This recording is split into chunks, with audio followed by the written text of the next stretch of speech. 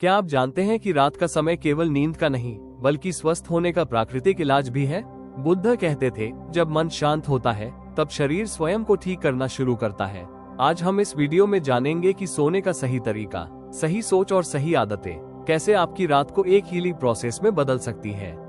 कहानी की शुरुआत। एक बार गौतम बुद्ध एक गांव में रुके।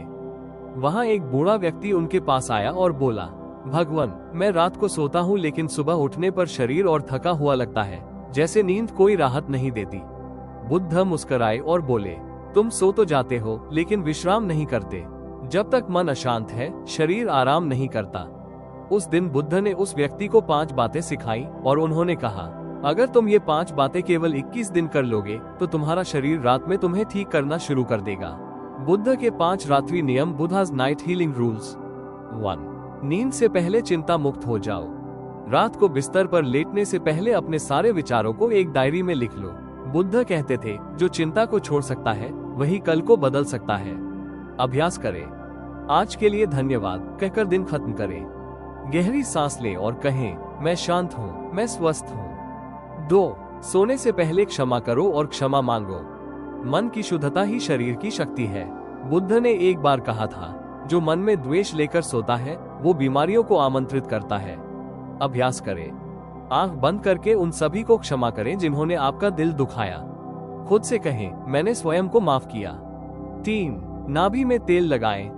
बुद्ध ने कहा था कि नाभि शरीर का ऊर्जा केंद्र है।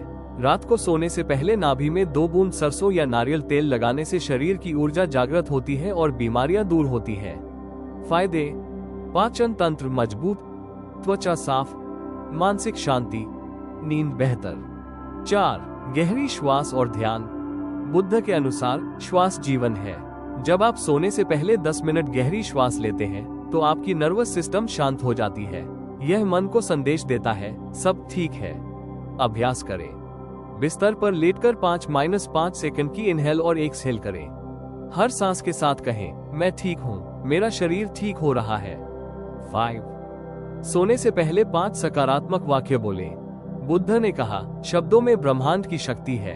जब आप रात को सकारात्मक वाक्य बोलते हैं तो वह आपकी अवचेतन चेतना में जाकर हीलिंग शुरू करते हैं। 5 वाक्य जो आपको बोलने चाहिए। 1.